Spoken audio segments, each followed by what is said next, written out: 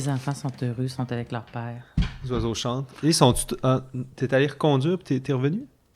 Ben, on est Ou allé- vous étiez à 2 voitures? Mon chum est venu les rejoindre. Puis là, puis quand on est mais nous autres, on aime beaucoup la Basseville. On est vraiment bien. Hein? Déménage ici? Je l'ai dit à ma fille, puis elle veut pas. Ils sont, les deux, les enfants sont bien à Beauport. OK. Tu sais, ils ont leur réseau d'amis. C'est des banlieusards. Qu'est-ce que je te dis? Rimouski. J'aime vraiment travailler là. Mais c'est juste une grosse banlieue.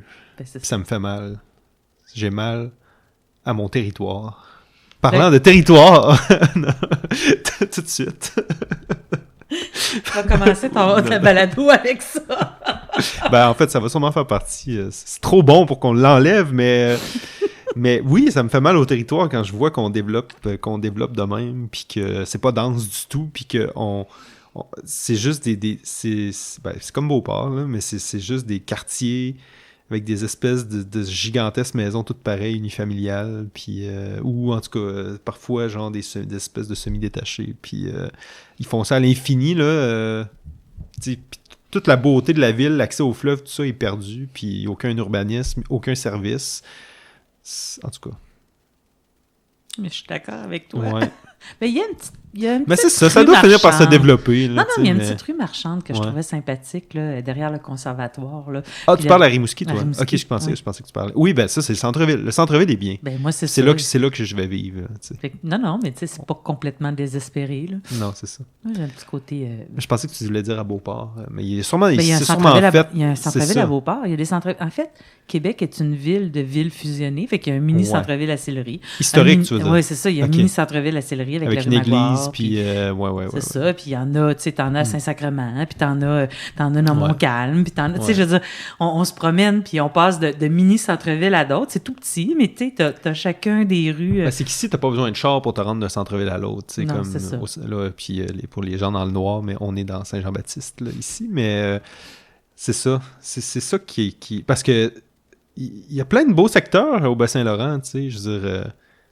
Rimouski, Chicobic, mais en fait, tu sais, c'est magnifique, ces deux, tu sais, mais...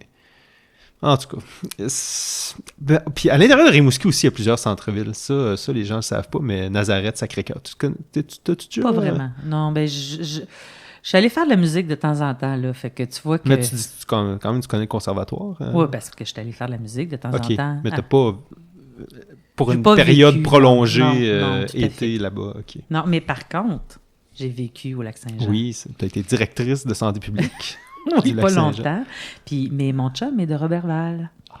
Et de Est-ce qu'il a connu le château de Ah oui, Roberval? on connaît le château parce que son père avait le garage en face du château Roberval. Qui a Il y a brûlé pas en le quelle vieux- année? Non, pas celui, non, le nouveau. Oui, non. Le nouveau. Ouais, il doit pas être Il est aussi... pas aussi beau. Non, c'est ça. on n'a pas connu le château. Pour avoir Ben, vu des photos en ligne, ou en tout cas de ce qui semblait être une photo, je sais pas si c'était le vrai. Là, Non, mais... c'est ça. Non, moi, on n'a pas connu ça. Eux étaient de Saint-Prime, puis en arrière de Roberval. Saint-Prime? Ben oui. Mon Dieu! Non, c'est... puis Masteuillache, on connaît Ouais. bien. Puis le meilleur ami de mon chum est un gars de Masteuillache. Inou, Fait- OK. Oui, nous, tout à fait. Fait que on est vraiment... j'étais vraiment chez moi, mais 100 ans plus tard, là. Ouais. Ben, c'est pas la temporalité est pas tout le temps très claire, là, mais on comprend. Bon, mon Dieu. OK. Salut Isabelle! On parle de Cocum aujourd'hui! Oui, c'est correct. Le podcast est tout le temps déstructuré, puis c'est comme ça qu'on l'aime. Mais oui, fait que tu disais Masteuillache, puis ce que j'allais dire avant que je me dise qu'il fallait que je t'introduise. C'est pas grave! Merci pour ce blanc d'idées. Non, mais c'est juste dire que Pointe-Bleue... À l'époque, ça s'appelait Saint-Prime, Pointe-Bleue. oui. Non, mais... Ah, oui. Tu sais, ça a été Masteuillache, ça a été nommé Tout à fait. Pointe-Bleue, puis après ça, c'est redevenu Masteuillache. Tout à fait. Fait que j'ai connu cette transition-là, tu sais, avec... Ah, je parlais de c'est la ça. temporalité du livre, c'est ça. C'est ça, la temporalité. Ouais, non, c'est pas clair. J'aurais pensé que c'était plus 19e siècle, puis transition vers le 20e, là, mais... Ouais, mais pas si tard. Parce que Ben, c'est l'arrière-grand-mère de... Ce qu'on comprend, c'est que c'est l'arrière-grand-mère de Michel Jean. Ouais, mais... c'est ça. Mais tu sais, je connais les lieux, je connais les espaces.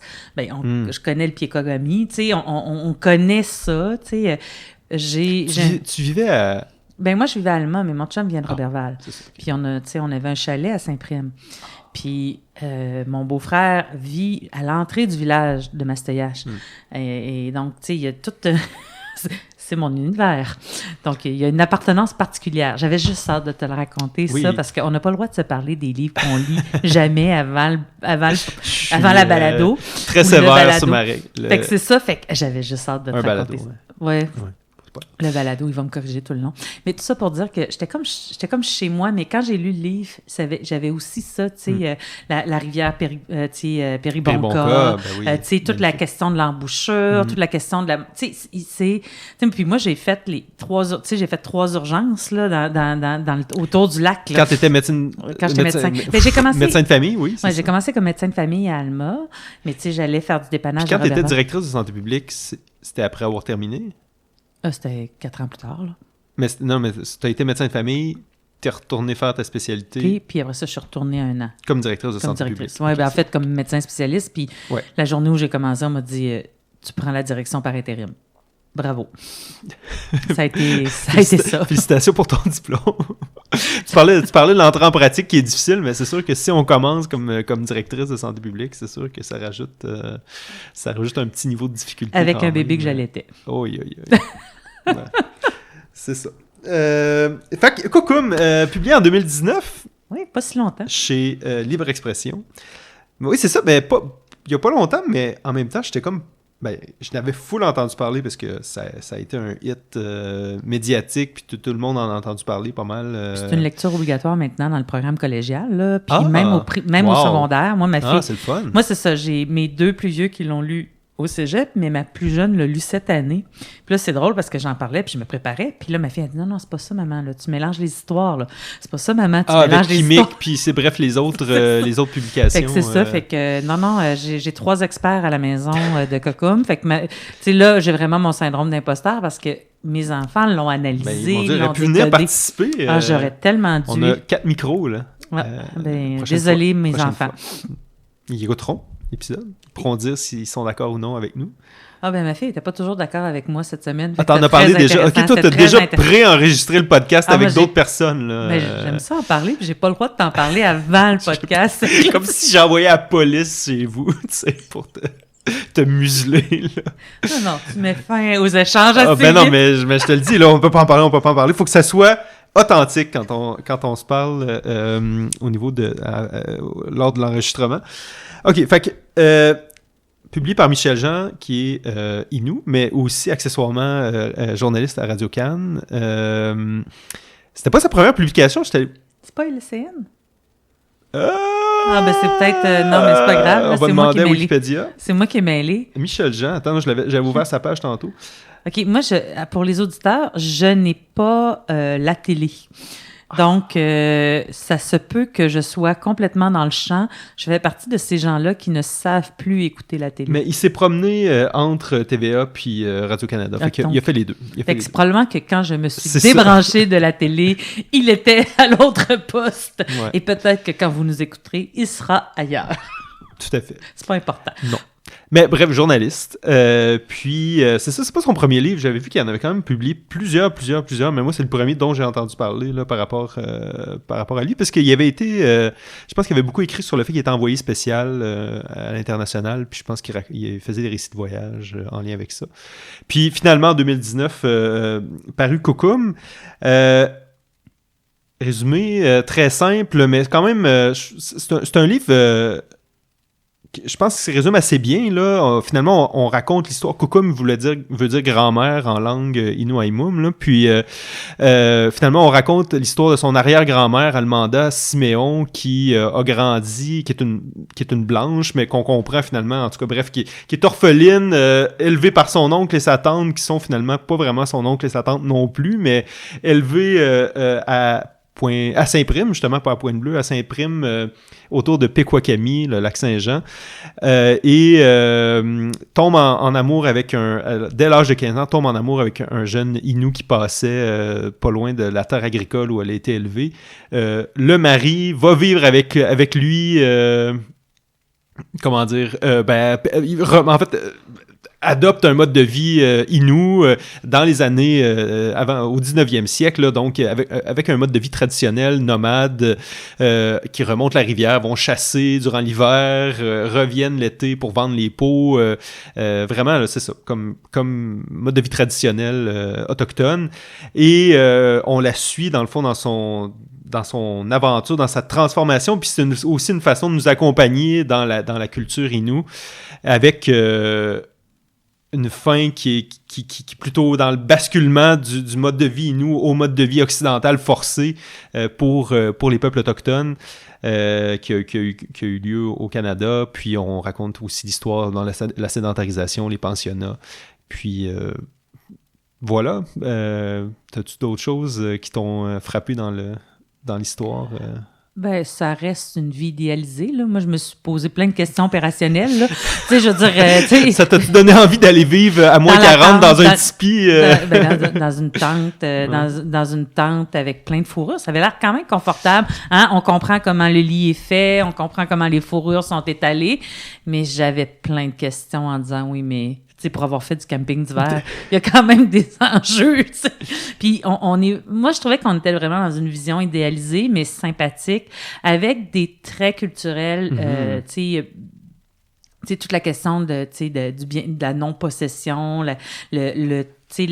l'accroche au temps qui passe, le rapport au territoire, le rapport sur la ligne de séparation des Inuits, ceux de la Côte-Nord, Maliotenam, Pessamit, etc. Mais on comprend plein de choses. Aussi, la disparition des espèces, aussi, comment, à un moment donné, ils montent au nord, puis ça répond, la nature change. Donc, moi, ça présentait, moi, je trouvais une vision assez idéalisée, mais en même temps qui était pas, qui était pas naïve, là, avec, puis les transformations qui se passent. Ceci dit, c'est vraiment quelqu'un qui embrasse la culture, puis puis il embrasse l'auteur aussi, là, qui embrasse cette culture en disant voici le sens qu'elle avait. Mais tu trouves pas que ça, justement, ça magnifiait le territoire, ça le rendait tellement... oui, idéalisé, mais aussi, je trouvais que c'était décrit avec tellement de soin qu'on se disait, mais merde, on s'y attarde jamais, finalement, à la beauté. Je suis d'accord, puis encore là, toujours dans cette expérience, parce que les passes, il y a beaucoup de chalets aux passes. Passes dangereuses? Oui, les passes dangereuses, il y a des chalets maintenant. Mais on comprend que ça n'existe plus? Bien, il y a d'autres passes, clairement. Ouais. Il y a d'autres, en tout cas les locaux, mais moi je suis pas allée, là, mais les locaux ont des camps, ont des choses aux passes. Ils appelaient pas ça les passes dangereuses, tu as raison, là. Mais le territoire est partagé par plein de monde maintenant, mais c'est vrai que c'est très bien décrit. C'est vrai que c'est beau. Mais moi, je le connais, ce lac Saint-Jean-là. Il est super beau. Effectivement, c'est vrai qu'il y a des journées où tu ne vois pas l'autre côté. Puis si tu regardes dans le bon sens, à certains endroits, il n'y a pas de bar, même quand il fait beau, tu sais. Mais, tu sais, moi, je suis mariée, matchée, amoureuse d'un gars qui, pour lui, tu sais, quand on était aux îles de la Madeleine, puis le lac Saint-Jean, c'est la même affaire, tu sais, cette espèce d'étendue d'eau qui s'identifie beaucoup. Puis moi, j'ai juste retrouvé l'amour du territoire que ma famille, le bras de mon chum partage déjà, tu sais, la fierté du lac, le sentiment de l'appartenance au territoire. Fait que pour moi, j'étais pas perdue, tu sais, on va se baigner, tu sais, il y a des belles plages dans ce coin-là, c'est super beau. Puis moi, j'ai pas senti que j'étais dans l'inconnu. Puis Péribonka, c'est un des plus beaux sites, tu sais. Fait que pour moi, la description du territoire respectait ce que j'aimais du territoire, parce que c'est mauditement beau, là. Tu sais, il y a quand je l'ai lu, puis il y a une affaire qui m'a vraiment fascinée, puis qui m'a marquée, c'est quand, tu sais, ils reviennent avec leur peau, ils vendent tout.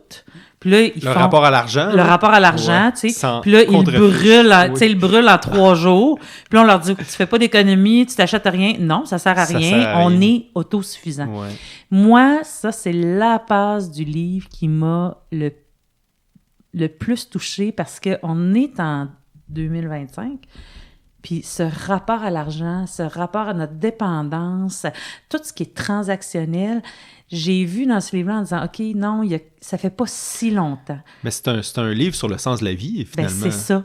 Mais moi, c'est cette partie-là, quand ils reviennent l'été, là, puis qu'il fait beau, puis qu'il fait chaud, parce qu'ils viennent à Mastoyache au moment où, tu sais, tout est facile. Bon, il n'y a pas de mouches, puis il n'y a pas de moustiques dans leur histoire, mais, tu sais... Non, mais c'est ça la vision un peu naïve que je disais, mais il y a une espèce de... Tout le monde est ensemble, tout le monde est heureux. Bon, ils boivent un petit peu, mais pas mal. Mais pas tant. En même temps, bon, puis après ça, bon, c'est l'histoire, c'est le récit de Michel Jean, mais il raconte vraiment que c'est au moment de la sédentarisation puis les pensionnats que les gens ont commencé à consommer puis à abuser. Il y avait une fête quand tu sais, c'était pas... Mais ça restait sain, en tout cas, de la façon que c'était raconté. Puis moi, mais ce rapport à l'argent, ce rapport au territoire, c'est pas tant dans sa beauté que dans le je me laisse vivre, je me laisse porter, mais ils se sont posés des questions, ils ont vu des transformations. Il y a quand même plein de choses qui se passent avant même que la sédentarisation arrive. Ben oui, ils voient tranquillement les fermiers qui arrivent autour du lac. Puis le territoire change, puis leur rapport au territoire change aussi. Ça devient plus difficile, ça devient... Il y a quelque chose... Tu veux dire que la chasse est moins bonne? Oui, la chasse est moins bonne. Mais ça, c'est pas si clair tout le temps si c'est lié avec la...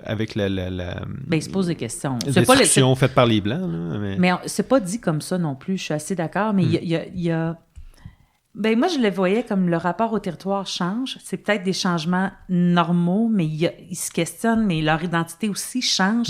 Puis là, on arrive avec bang, la sédentarisation, mais il y avait déjà des questionnements, il y avait déjà des enjeux. Tu sais, c'est pas... ceci dit, ils occupaient un territoire qui est encore considéré en 2025 comme hostile. Tu sais, c'est encore, quand on est au nord du Saguenay, c'est des territoires sauvages, là, vraiment. Puis c'est encore, tu sais, pour les pilotes de brousse, c'est encore, tu sais, le mythe de la cabane au Canada, mais on est encore dans...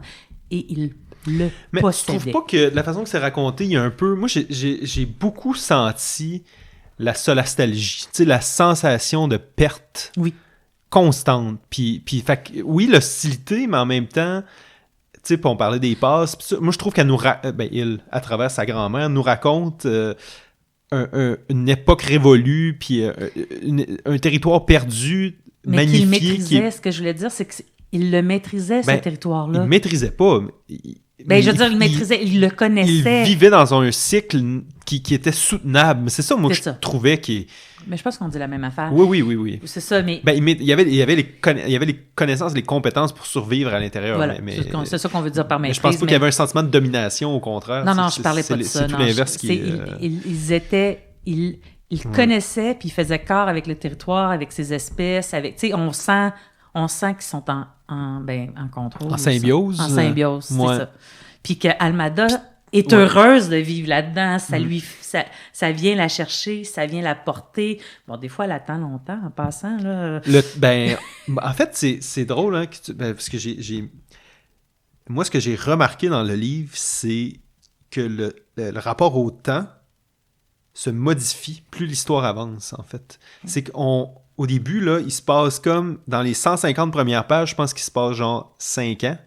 Puis après ça, on nous raconte à l'intérieur de 50 pages ou moins les 80 autres dernières années de sa vie, tu sais. Puis c'est comme si l'accélération du mode de vie avec la sédentarisation et tout reflète aussi la narration de l'histoire, tu sais. Puis ça m'a comme fait, comme tout déboule à la fin, tu sais, puis tout s'effondre un peu, tu sais. Puis alors qu'autrefois, c'était comme il y avait on sent que dans les premières pages, on nous raconte vraiment plus une espèce de vie qui suit les cycles des saisons, tu sais, puis très lentement, finalement. Mais c'est drôle parce que moi, il a fallu que je le relise parce que j'avais complètement oublié les 50 dernières pages.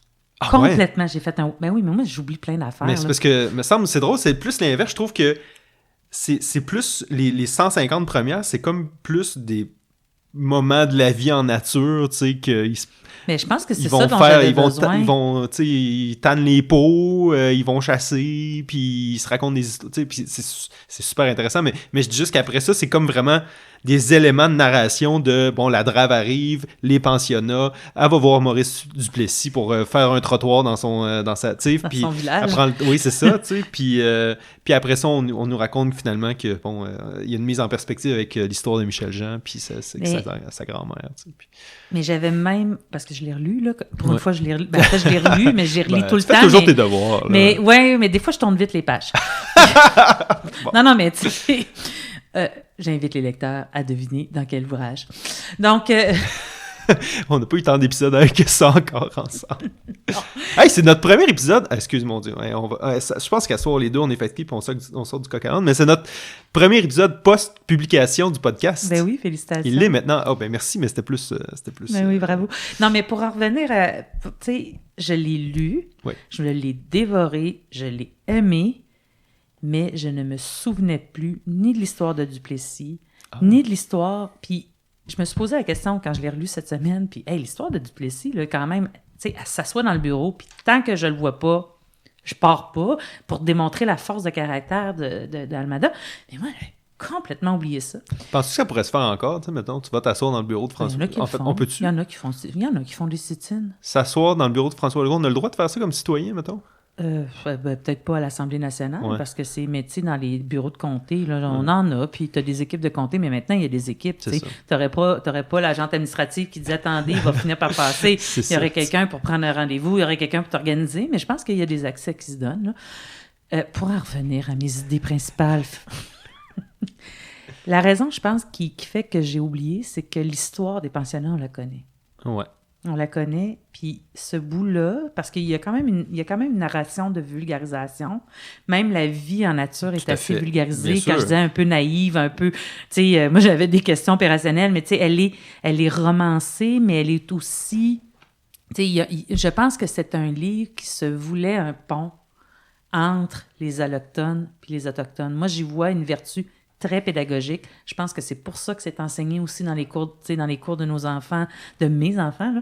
C'est que c'est vraiment un livre qui permet de dire voici d'où ils sont partis, voici ce qui s'est passé. Je trouve que c'est tellement clair, tu sais, en fait, c'est que le choc est tellement brutal quand la drave arrive, lorsqu'ils se rendent, ils veulent remonter vers leur territoire de chasse dans la rivière, puis ils peuvent plus. Du jour au lendemain, tu sais. Puis là, toi, depuis 150 pages, t'es là, puis tu lis tranquillement leur vie en symbiose avec la nature, la chasse, tout ça. Puis là, bang, tu sais. C'est fini. C'est ça. Mais je pense puis là, tu fais comme, OK, je comprends le traumatisme, là, tu sais. Mais je pense que c'est ça le génie de l'auteur, c'est que tous ses livres sont des vulgarisations de grands moments de l'histoire de la colonisation. Dans le sens que, ben là, il y en a d'autres, là, mais l'histoire de l'abattage des chiens, la question de l'itinérance. Ça, c'est ses autres... j'ai pas lu ses autres livres. Puis il y a la question des pensionnats aussi, des traumatismes dans les pensionnats, la question de l'itinérance à Montréal, chez les Autochtones, où on sait que la plus grande population d'Inuits est à Montréal. C'est à Montréal, tu sais. D'Inuits. D'Inuits, pas d'Inuits, d'Inuits. Bon, d'Inuits. Ouais. Donc, tu sais, il y a quelque chose il y a quelque chose de vulgarisé, un accompagnement. Puis moi, je pense que ce qui m'a plu, comme je te dis, la scène dont je me souviens le plus, là, c'est la fête quand ils vendent tout, puis qu'ils le dépensent parce qu'ils n'ont pas besoin de biens matériels pour continuer de vivre. Puis ça m'a marqué parce que je pense que c'est ça que réussit à faire l'ouvrage. C'est cette espèce d'œuvre utile de nous dire on peut vivre autrement, on peut avoir d'autres valeurs, on peut avoir d'autres approches du territoire. C'est ça. Ben, ce que ça m'a amené à me demander, moi, c'est est-ce que ça serait soutenable avec 9 millions de Québécois, Québécoises, là? C'est possible pour une famille de 15, mettons, qui vont chasser puis qui ont un grand territoire qui leur permet de survivre, mais à la quantité de gens qu'on est rendu, puis j'ai pas envie non plus là, d'adopter du jour au lendemain. De toute façon, je serais pas capable, je survivrais pas, là, mais c'était plus de me dire, ça peut soutenir une faible population, mais pour un monde industrialisé dans lequel on est, avec une population très, très importante d'êtres humains, je pense que la question se pose pas parce que c'est plus ça. C'est ça, c'est impossible. Je suis même pas capable sur mon... Tu sais, à un moment donné, je me suis dit, OK, on coupe, là, puis est-ce que je peux moi, tu m'enlèves l'Internet, puis je meurs, là, moi, je suis capable de vivre, mais je suis là, tu sais, l'autre fois, on avait une discussion, tu sais, est-ce que je pourrais vivre de patates dans ma cour? Puis là, il y a quelqu'un qui dit, fais attention, c'est sensible au mildiou. Mais tu sais, non. Au mildiou. Tu sais, je peux même pas vivre dans mon... C'est ça qu'il raconte, hein, dans le livre, Almada fait la référence à son oncle puis sa tante là, qui, je pense c'est que leur vache, je sais pas trop, produisait du lait, tu sais, puis que là, ça allait moins bien, puis elle a eu un passage où elle dit « Notre vie tenait à tellement peu de choses, là, tu sais. » Ben, effectivement. C'est fragile. Mais elle, gagne en liberté, puis gagne en qualité de vie à ses yeux. Tu sais, c'est plus la misère. Tu sais, pour elle, c'est clair qu'à une époque, la vie qu'elle a choisie était 100 fois mieux que celle qu'on lui promettait par la colonisation, tu sais. Puis encore là, tu sais, toujours dans mes connaissances, moi, je les connais, les agriculteurs du lac, tu sais, de génération en génération. Tu sais, il y a une histoire. En tout cas, c'est vraiment imbriqué dans mon histoire. Mais c'est ça. Est-ce que c'est viable à 9 millions, 9 points? Non, je pense pas, mais parce qu'on n'est pas là, puis on occupe le territoire à la gang. Là, il y aurait 3 renards, puis il n'y aurait pas le temps de revivre. Tu sais. Non, on n'est plus là. Puis caribous, ils sont tous en train de disparaître. Puis, tu sais, moi, je l'enseigne souvent. Je dis... L'agriculture industrielle telle qu'on la pratique, la pêche, permet de nourrir 10 milliards d'humains, là. Mais change les pratiques, enlève les pesticides. Si on passe au biologique, ça prend 2,5 fois plus de surface. On n'y arrivera pas, là. On peut enlever la viande, puis on va peut-être y arriver, mais je veux dire, il y a quelque chose de très, très efficace. Avec l'épuisement des phosphates et tout, en tout cas, bref. C'est ça, mais c'est ça va mal, challenge. Ça va mal en esprit, là. Donc, là, sur cette pointe des primes-là, mais tu sais, les modes de vie traditionnels, faut pas tomber, moi, je dirais, faut pas tomber dans le syndrome Avatar, là, pour ceux qui ont vu le film. À un moment donné, ça devient comme des modes idéalisés, mais effectivement, utopiques pour un petit nombre de personnes. Oui, puis tu sais, les gens se rendaient à 45 ans puis ils mouraient, là, tu sais, ou elle, étonnamment, a vécu jusqu'à 98, là, mais tu sais, on s'entend que c'était une minorité de gens, là. Puis une des choses aussi en fait, qui m'a fait allumer quand tu disais que c'était une passerelle entre le monde autochtone et le monde allochtone. Mais je pense que ça a été, pour Michel Jean aussi, une façon de reconnecter avec un passé lui-même qui, finalement, a été élevé comme un blanc à bien des égards, tu sais, a vécu ce schisme-là en raison des pensionnats, puis je pense que lui-même, ça a été une façon de reconnecter avec ce passé-là, puis ses origines à lui, finalement. Moi, je pense que oui, effectivement. Là, puis c'est... As-tu écouté les entrevues de... Non. Moi, non, j'ai pas fait mes devoirs en toute honnêteté. Ben, à une certaine époque, oui, là, quand il avait sorti le livre, puis qu'on en parlait, tu sais, je veux dire, la réflexion qu'il porte, puis, tu sais, il se fait... un éditeur et un auteur qui cherche à faire le pont. Il est vraiment dans une perspective de réconciliation. Parce qu'on l'accompagne là-dedans, finalement. Non, c'est ça. Puis, mais aussi de nous avec... Oui. Moi, j'ai toujours vu en cet auteur-là quelqu'un qui dit on est capable de faire des ponts puis on est capable d'apprendre les uns des autres. Je l'ai toujours senti comme étant... Profondément humaniste. Oui, mais là, la question, est-ce que ça parle... Parce que là, ça nous parle à nous, tu sais, ça nous parle beaucoup à nous, allochtones, mais est-ce que ça parle aux Autochtones? Mais tu sais, il est respecté. Moi, j'ai vu... en fait, je fréquente beaucoup les librairies, puis tu sais, il soutient des ouvrages. Tu sais, fait que je pense que... déjà, si ça parle aux allochtones, je veux dire, je comprends que c'est pas tout le... Ça fera pas des miracles, peut-être, mais en même temps, je me dis, si déjà, nous, on a une disposition plus positive à leur égard, tu sais, je pense que ça peut déjà faire partie de la solution, là. Mais moi, je le vois chez mes enfants. Je le vois une ouverture, je vois une sensibilité, je vois une compréhension. Tu sais, ils sont capables de me dire, hey, il s'est passé des jalons historiques. Il y a une intégration de l'histoire, qui est l'histoire colonialiste. Colonialiste, oui, j'ose pas le dire. Colonialiste. mais c'est intéressant parce que, je sais pas pour toi, mais moi, les pensionnats, j'ai découvert ça, j'étais rendu en médecine à 25 ans, genre 23, 24, là. Parce que moi, dans mes cours d'histoire au secondaire, on m'en a jamais parlé. Là. Non, mais moi, j'étais encore plus vieille que toi. Moi, j'avais encore les méchants qui scalpaient. Tu sais, moi, mes exact. d'histoire, c'est horrible. Puis au primaire, secondaire, c'était affreux. Là, puis c'était tout le temps présenté de façon tellement pas intéressante, tu sais. Puis là, tu lis ça, puis tu fais comme, mais mon Dieu, c'était un peuple brillant, intelligent,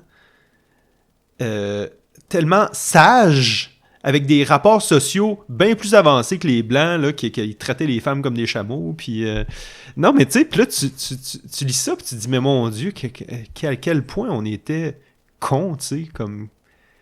Bref. Non? Ben, 100% d'accord. Je ne peux qu'être d'accord. Je veux dire, on a tout perdu, là, mais tu sais, c'est ça, puis... Non, on a tout perdu. On s'est privé de quelque chose d'intéressant.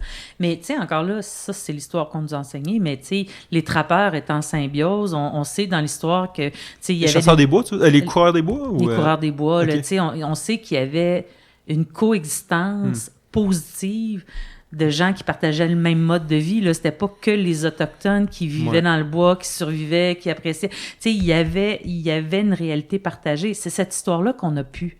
C'est cette histoire qu'on a perdue. Des récits de ces gens-là. Ce qu'on a comme histoire, c'est toujours l'histoire des vainqueurs, puis c'est l'histoire du commerce anglais. Là, tout à fait. Puis les missionnaires, en fait, qui étaient les plus en contact aussi après ça avec ces gens-là, mais qui les ont tellement brutalisés, tu sais, puis comme Siméon, c'était pas leur vrai nom, tu sais. Ben non. Atouk, qui était leur vrai patronyme, tu sais, puis en tout cas, c'est là que tu vois comme toutes ces couches-là de progressives, puis qui culminent finalement avec la sédentarisation puis les pensionnats par la suite. La perte d'identité, la perte de rapport au territoire. On a commencé avec la question du territoire. Mais il n'est pas perdu complètement parce que moi, c'est une fierté qui est partagée. Là. Maintenant, c'est une fierté partagée. Moi, c'est ce que j'ai aimé aussi de cet ouvrage-là pour avoir vécu dans la région. C'est que je sais du lac Saint-Jean. De Pequawakami. Oui, du lac Saint-Jean ou de Pequawakami. Je sais que les Allochtones ont le même amour du territoire. Maintenant, tu sais, il y a des camps de chasse, mais il y a encore ce rapport au territoire qui existe, qui est partagé.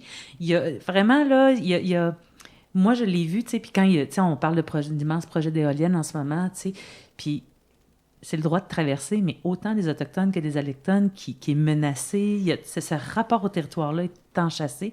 Fait que c'est pas si hermétique que ça. Il y a vraiment quelque chose de... Je pense qu'ils ont appris implicitement les uns les autres. C'est pas une communauté qui va mal non plus. C'est ça, je suis jamais allé à Mastoyache. C'est à quel... Mettons, par rapport à Pequawakami, c'est où, mettons? C'est à 10 km de Roberval. OK, c'est beau. Oui, c'est vrai, on le décrit, t'as bien raison, on le décrit dans le livre comme... c'est après la côte. Je sais pas comment le dire, là, mais c'est après la côte, tu veux dire à droite. Je sais où, c'est où. Non, mais je suis capable de le placer, là. Maintenant, c'est même 5 minutes de la pointe de Roberval, là. C'est une communauté qui va bien, quand même. Qui va bien. On s'entend, là. Je veux dire, il y a des... Il y a des éléments de difficulté dans plusieurs communautés, là. C'est ça, mais d'un point de vue social. Moi, j'ai senti des gens fiers, j'ai senti des gens qui... Tu sais, on est dans... Un peu comme, tu sais, il y a d'autres communautés collées sur les villes au Québec, puis tu sais, ils sont intégrés. Il y a une mutualité. Tu sais, que c'est pas parfait, mais il y a une mutualité. Puis il y a un niveau de dynamisme qui est franchement rafraîchissant de plus en plus, je trouve, dans les communautés. On voit des gens qui deviennent porte-parole, puis par exemple, je suis allé à un spectacle récemment. C'était un spectacle... c'était un salon des livres autochtones, en fait, publié par des Autochtones. Puis il y avait une soirée queer, spectacle donné par des artistes queer autochtones, tu sais. Puis, oh mon Dieu, c'était incroyable la richesse de ce qui était présenté, tu sais, puis la puissance aussi de leur message, puis vraiment c'était comme tu sais, c'est le fun de voir qu'il y a cette reprise du discours puis du pouvoir puis ouais, c'est ça, puis qui contraste complètement avec peut-être la paralysie puis le choc qu'il y a eu au début avec tous les traumatismes qu'ils ont vécu de la part des colons, tu sais, puis en tout cas, franchement, c'était très beau à voir. Ouais. Mais c'est ça. Mais je pense que si on revient au livre, c'est vraiment cette œuvre utile-là qu'il fait, cette tentative d'appropriation mutuelle d'une culture, d'un contexte, comprendre, aussi nous aider à comprendre. On est dans cette vérité-réconciliation. Donc, la vérité, mais la réconciliation. Puis moi, j'y ai retrouvé des ancrages qui peuvent parler à n'importe qui. Je suis pas sûre que les oncles et tantes de mon chum ont lu ça, mais... Non? OK. Non, je pense pas. Je sais pas, en tout cas, sur le livre que j'ai acheté il y a très, très récemment, ça dit plus de 300 000 exemplaires. me dis, à partir du moment où c'est une lecture collégiale, tu sais. Oui, c'est beaucoup de livres, ça. Mais en tout cas, tant mieux si les étudiants et étudiantes du cégep le lisent. Là. Même les étudiantes et étudiants au secondaire, là, quand même, là, c'est intéressant. Moi, je voulais revenir sur le titre de Kokum. Oui. l'Université Laval est aussi dans les processus de réconciliation et on a notre COCUM à l'Université Laval qui est Michel Audette, c'était la responsable de la réconciliation, puis qui est la sénatrice, mais qui se faisait appeler COCUM par ses collègues. Ah ouais. Oui, puis c'est une vraie grand-mère, là. Elle est une vraie COCUM, mais ce côté enveloppant de la grand-mère, ce côté, tu sais, il y a... Chaleureux, puis tu sais, Michel Audette s'identifie aussi comme attentionné. ça. Oui, mais c'est identifié aussi parce qu'elle a des petits-enfants. Elle est de quelle nation? Elle est de la Côte-Nord, si je me souviens bien, mais là, possiblement Inou. Ouais. Elle est Inou. Oui, ça, c'est clair. Ça, c'est clair.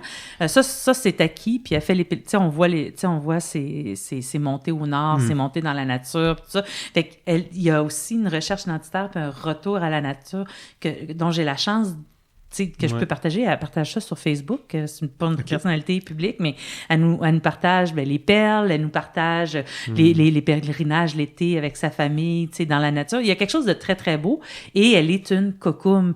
Et donc, j'ai pu comprendre à la fois, il y a un rapport aussi à comment les aînés ont un savoir qui peut... Tellement différent de la façon qu'on traite nos propres personnes aînées au Québec. Là. Mais... ça aussi, c'est l'héritage du livre, c'est l'enseignement de la grand-mère vers ses enfants, ses petits-enfants. Bien, en fait, elle n'est pas grand-mère quand c'est ses enfants, mais il y a quelque chose, quelque chose d'enveloppant, puis que j'ai retrouvé en découvrant Michel Audette aussi, là, sur notre COCUM à l'université où je travaille. Fait qu'il y a quelque chose de... moi, j'ai beaucoup aimé faire le parallèle entre le discours contemporain de Michel Audette, puis le discours découvert à travers ce livre-là. Fait que ça, je voulais... c'était comme une pensée que j'avais, là. Toi, tu notes plein de choses. Je note parce qu'on des fois, on débute des idées, puis j'avais des choses à ajouter, mais c'est juste parce que c'est ça, j'ai tellement le cerveau... Ouais, on fait dur en ce moment, on est fatigués tous les deux. Les gens vont nous suivre, là, c'est leur problème. Là, on est typique balado. À date, on a à peu près... Je pense que... Je sais pas trop, là, le nombre d'écoutes puis le nombre d'auditeurs, c'est pas tout le temps clair, là, mais oh là là, on franchit même pas les 3 chiffres, là, fait que... on salue les 12 personnes qui nous écoutent. Ouais, non, ça va bien. Mais non, en fait, 2 choses. Je trouve que le progrès est un personnage dans ce livre-là, puis on y réfère à de nombreuses reprises. Drôlement perturbateur. Ouais, c'est ça, parce qu'on n'arrête pas de leur dire, puis un peu en même... En fait, on n'arrête pas de tenter de convaincre les Inuits que leur mode de vie doit être abandonné en raison du progrès. Comme sur la base du progrès, ils devraient adopter finalement le mode de vie occidental. Mais ça revient avec les mêmes conversations qu'on avait dit, mais vraiment la notion de progrès, c'était vraiment quelque chose que je me dis, c'est quoi finalement? Je trouve que le livre nous amène à nous questionner, c'est quoi progresser finalement comme société puis comme mais c'était comme moi, j'ai trouvé que le progrès était futile, puis on est peut-être passé à côté de quelque chose. Ben, c'est ça. En même temps, on est comme tellement rendu loin de ça, tu sais, qu'il est comme... C'est comme si on est pris maintenant dans ce monde-là, tu sais. Ben, en fait, on est né dedans, là, tu sais, toi puis moi, mais puis lui, puis Michel Jean aussi, en fait, là, mais... C'est ça, encore une fois, mais je trouvais que c'était intéressant de la façon que tu en parlais comme une façon idéalisée de le voir, tu sais. Est-ce que, tu sais, il nous épargne toute la dureté du mode de vie, finalement, puis qu'il y avait plein de drames, puis...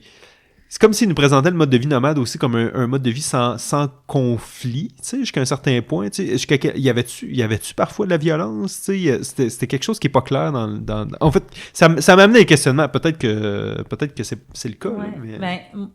moi, en fait, la misère des colons, ça, c'est décrit dans toutes les livres d'histoire, puis, tu sais, c'était vraiment horrible. Tout à fait. Et à une certaine époque, je pense que ça n'avait pas de bon sens, tu sais, cette sédentarisation forcée dans des milieux, et là, je reprends l'adjectif très hostile, là, de roches, de cailloux, de sable et de chenoutes. Tu sais, on décrit qui tentent de devenir des agriculteurs, tu sais, des Inuits qui ont été nomades toute leur vie, tu sais, puis là, tu sais, c'est comme cultiver la terre, tu sais, c'est tellement pas...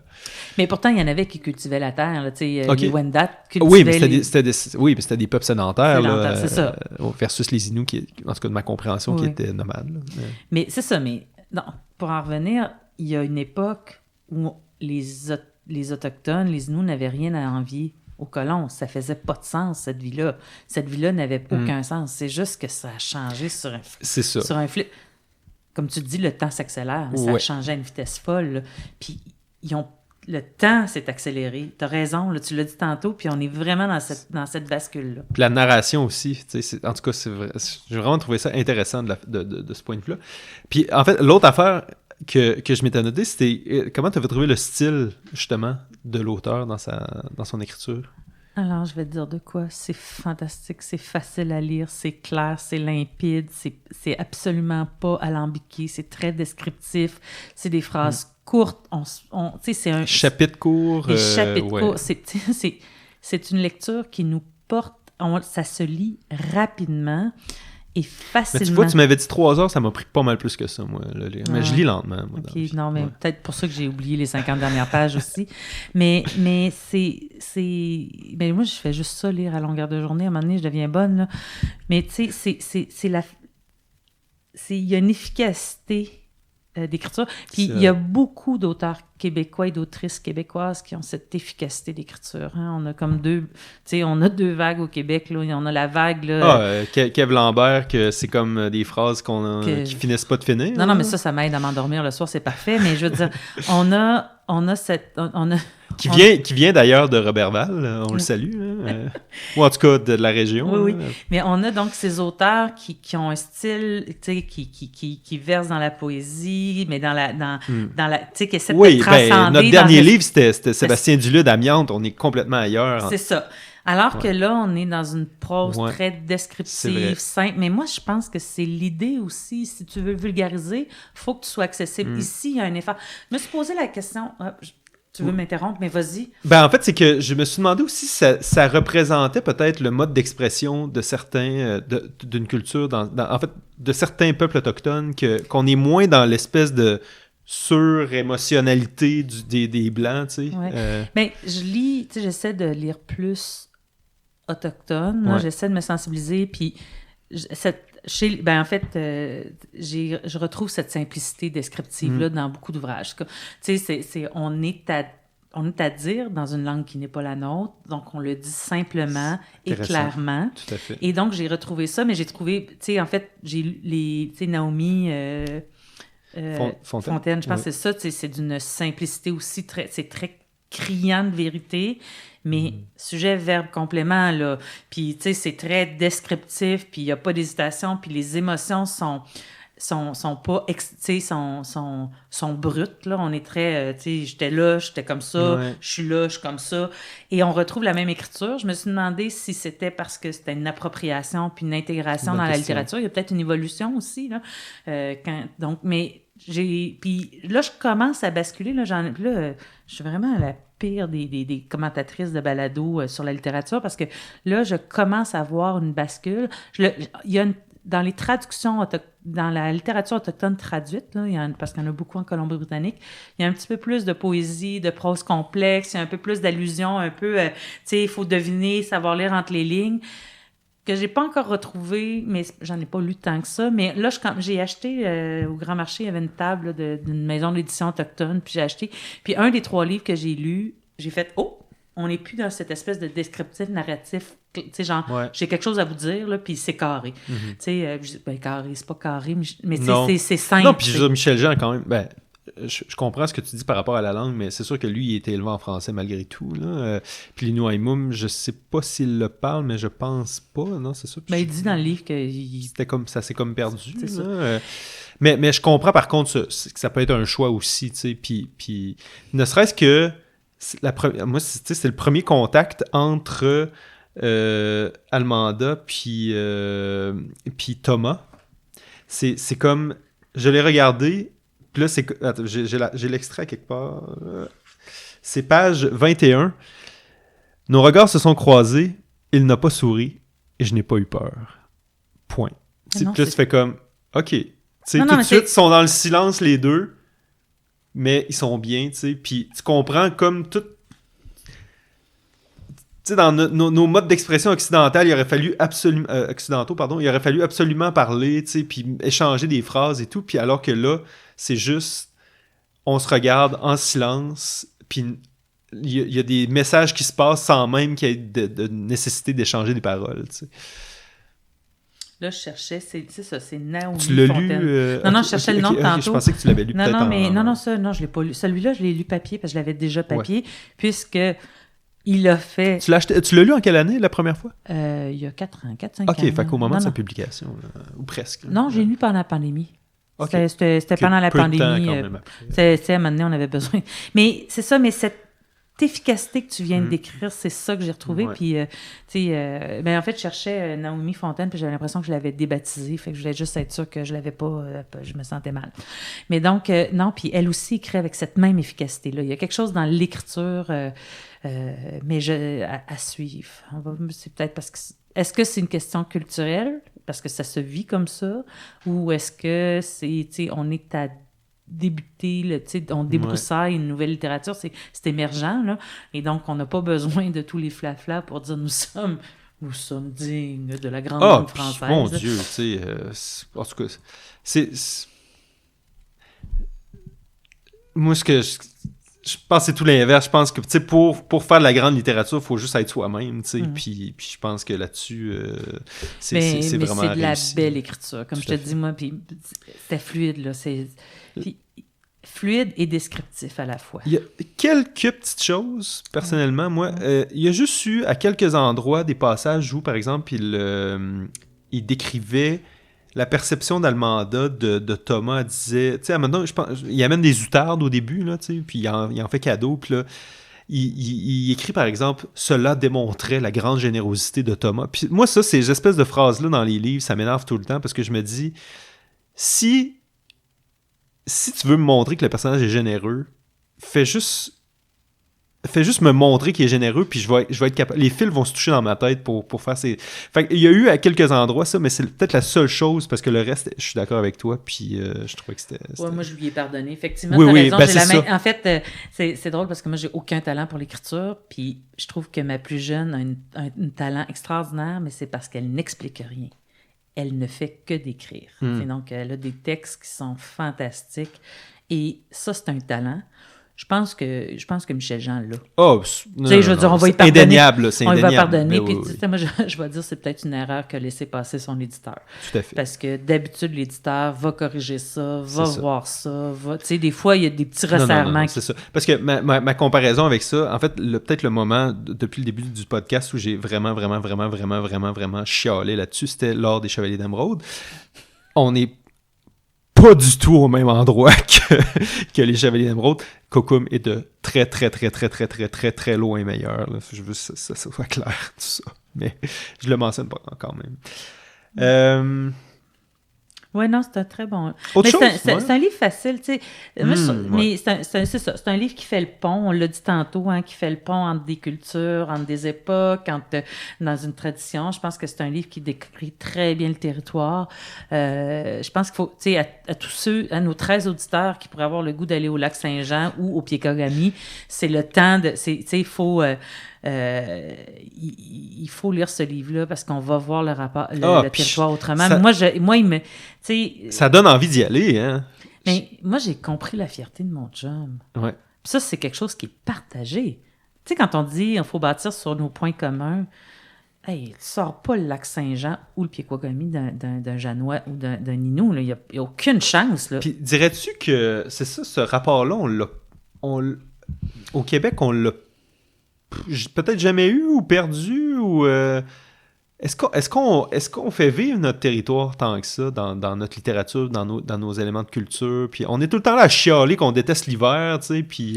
Moi, je pense que c'est un mythe, le territoire, pour ceux qui habitent la vallée du Saint-Laurent. Là. Je pense qu'effectivement, tu sais, on a le mythe, puis on a, tu sais, le plein air, la nature, tu sais, il y a un rapport. Mais Instagram, là, tu sais, mais... non, mais tu sais, c'est devenu ça, finalement. Là. La rando, c'est une... Bon, ça, c'est récent, mais les chasseurs des régions, là, ils ont ce rapport au territoire, ils le connaissent. Il y a des... Mais t'écoutes les documentaires de Richard Desjardins, là, True Story, puis L'Erreur boréale, puis tu vois ça aller, puis tu te dis, mais voyons donc, tabarnak, on saccage notre... On a un problème de gestion de qu'on parle de ressources naturelles, oui, c'est ça. Moi, j'ai des amis forestiers, là, tu sais, les ingénieurs de la forêt, puis ils nous ce qu'on fait de notre forêt, puis la façon dont on l'exploite, je veux dire, ça n'a rien de durable, puis c'est plein d'errants, puis on recule, puis c'est juste une ressource à brûler, entre guillemets, ou ben là, elle va brûler à cause des changements climatiques, mais elle brûle déjà, en fait. Mais... Puis moi, mais j'étais en Gaspésie l'année dernière à Carleton, puis il y avait un homme qui m'expliquait que, tu sais, on a tous planté des espèces alors qu'on avait les plus belles espèces pour faire du bois solide, mais que, tu sais, il y a des gens qui ont pensé rentabilité puis sont mis à planter des conifères qui n'ont pas de valeur ajoutée comme bois. Fait que, tu sais, on a beaucoup réduit notre territoire à certaines formes de ressources, puis on a oublié de la valoriser. Tu sais, il y a quand même des gens dans l'industrie de la forêt, là, puis là, je veux vraiment... Je pense que ça s'améliore. Là, c'est ça, qui tentent de faire de la valeur ajoutée, qui tentent de diminuer l'exploitation du territoire pour augmenter la diversification des produits, là, pas juste une planche de plywood qu'on envoie. Donc, tu sais, je pense qu'il y a un travail, mais effectivement... Puis, la forêt nourricière, on est tout arrivé avec nos espèces européennes, tu sais, puis... tous les petits fruits, la végétation qui pouvait être comestible, qui pouvait être apprêtée, qui pouvait... Ben, en tout cas, je pense qu'il y a un mouvement de retour vers ça, là, tu sais, mais la mélanchier, l'argousier, la rogna, plein de plantes, tu sais, qui donnaient des fruits qu'on pouvait consommer, tu sais, puis on est juste arrivé avec des fraises, puis je sais pas, des framboises, puis des bleuets. Je pense que ça, par contre, il y en avait, là, mais tu sais, oui, mais on refera pas l'histoire. Non, mais effectivement. On est, je pense, invité à justement reconnecter avec ce territoire-là, puis c'est un beau livre pour nous aider à reconnecter, à le recomprendre, à dire qu'il était possible de vivre dans le territoire, pas à 9,5 millions, on est d'accord, on va plus, là. Mais moi, ça m'a fait réfléchir sur mon rapport au monde. Moi, la scène d'été, tout le monde sur la plage, où ils ont été payés, puis tu sais... Profite de la vie, là. Ah, c'est beau, là. Moi, en tout cas, pendant la pandémie, je trouvais ça très, très beau. Puis je l'ai relu cette semaine, puis c'est encore une phrase qui me touche, c'est encore une phrase qui vient me chercher en disant... Ouais, il faut ralentir, là. Il y a quelque chose dans le progrès, là. Puis la pandémie, c'est pas justement... comment dire, la démonstration des conséquences de ce progrès-là, tu sais, puis... Mais on a eu une occasion de ralentir, puis on est reparti, là, on n'a pas arrêté, là. Puis on est même parti plus vite qu'on était, là. On est rendu plus vite qu'on était autrefois. C'est ça, tu sais. En tout cas, il va falloir lire du Michel Jean un petit peu plus souvent, là. Fait que... Mais... Peut-être on l'enverra à Donald Trump. Mais, tu sais ça, j'ai pas beaucoup à dire sur l'œuvre. Je pense qu'on a fait le tour très rapidement par rapport à ce qu'on jase d'habitude, mais je pense qu'il faut juste c'est un roman d'entrée, entre guillemets. T'sais, on entre dans quelque chose, puis c'est une promesse d'aller découvrir d'autres choses. Oui, puis tout à fait. Moi, ça m'a vraiment donné envie de lire davantage d'auteurs autochtones. Là. Puis là-dessus, en tout cas, si c'était le but de Michel Jean, c'est vraiment une mission réussie. Là. Et puis, oui, effectivement, moi aussi, j'ai le sentiment qu'on en a parlé vite. C'est peut-être quelque chose aussi qu'il faut plus se laisser imprégner, puis c'est dur de transmettre ça à travers nos discussions de podcast. Puis, de grâce, si vous ne l'avez pas lu, garochez-vous, puis... Bon, vous le ferez pas en 3 heures comme moi, mais vous le ferez en un petit peu plus longtemps. 6 heures comme moi, puis... c'est donc pas long, là. Je veux dire, il faut comprendre que c'est lu en une semaine. Si vous êtes un enfant au cégep, un enfant, en tout cas, un jeune adulte au cégep, tant mieux, vous allez être obligé de le lire. Il existe en version audio, parce que moi, j'ai une fille avec un handicap, fait que... Puis il existe sur audio de Radio-Can? Je sais pas où elle l'a obtenu, mais elle l'a eu en version audio, là. Donc, il est déjà adapté en version audio. Là. Est-ce que c'est Michel Jean qui le lit? Non, je pense pas. On me l'aurait dit. Mais, tu sais, grosse affirmation de fille qui sait pas de quoi elle parle. Mais, tu sais, il y a quelque chose... Mais donc, il existe en audio. En audio. Ouais. Fait que, super. C'est ça, à lire. À lire ou à entendre. Mais merci, Isabelle. Ça m'a fait plaisir.